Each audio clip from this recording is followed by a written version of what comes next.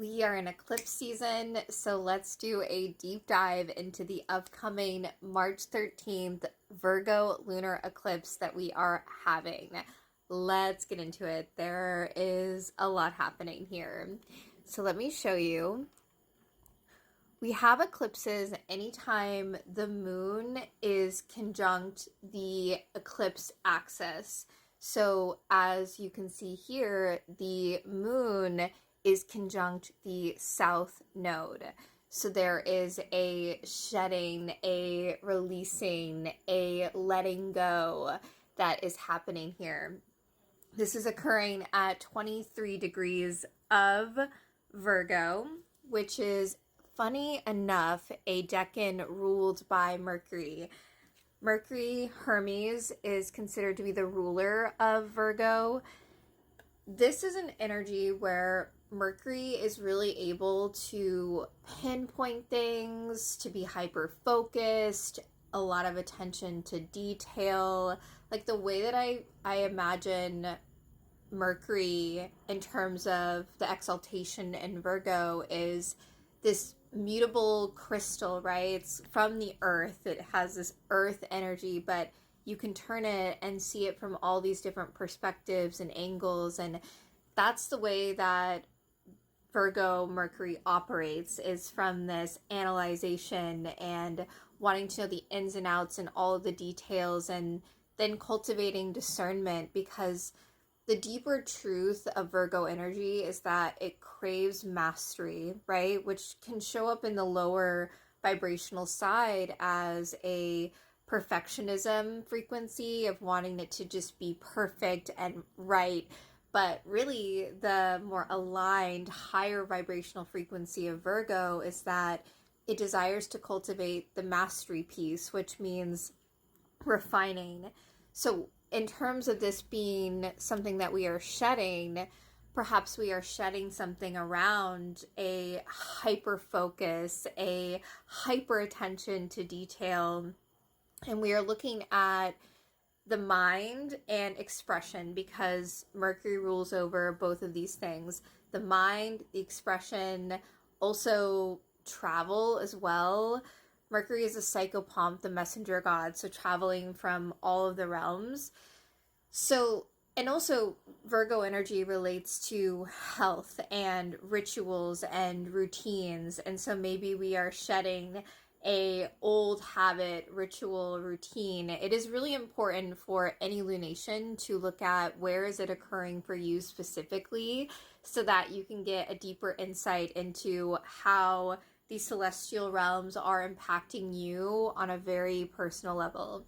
So let's dive a little bit deeper. So like I said, this is occurring in the decan ruled by Mercury, which in the tarot relates to the 10 of Pentacles. So this is a card typically of looking into the realms beyond the physical and bringing the ideas, the dreams, again, the access of Virgo Pisces, right? Pisces being the dreams, and then Virgo being the step-by-step practical ways to bring that dream into life. And so this card, we even see that looking into the veil beyond and then manifesting the greater dreams into reality. And we see the 3 generations happening here. So this is manifestation of wealth that goes beyond. So this to me feels like there is a surrendering that's happening during this lunation of a bigger dream or a bigger manifestation that we have, because we are moving with the North Node into the Pisces frequency, which is all about the bigger dreams. But this feels like a shedding of how that dream is going to be brought into reality. It's like thinking that it's going to happen one way when the universe has other plans for us. So it is this feeling of dropping into the heart space and letting go of the way that we think it's going to happen for us.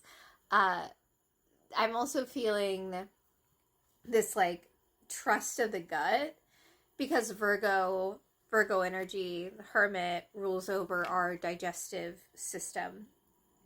So following the impulses within the gut of where we are being led and surrendering into the greater vision. I mean, that's the biggest feeling that I'm getting with this lunation, especially because lunar eclipses occur during the time when it's typically a full moon. And during a full moon, it is a time where the moon is at the highest capacity.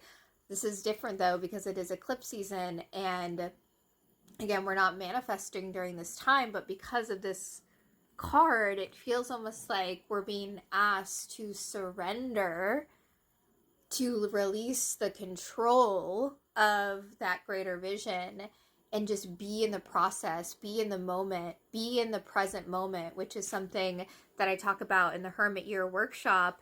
If you're interested in learning about the themes of 2025, I do a really deep dive into that, into my free workshop, which you can find on my website, templeradiance.com. But I do talk about how this light that the Hermit is carrying can only show us so far ahead, only a few steps ahead. And so this really does indicate the importance of being in the present moment, surrendering, letting go.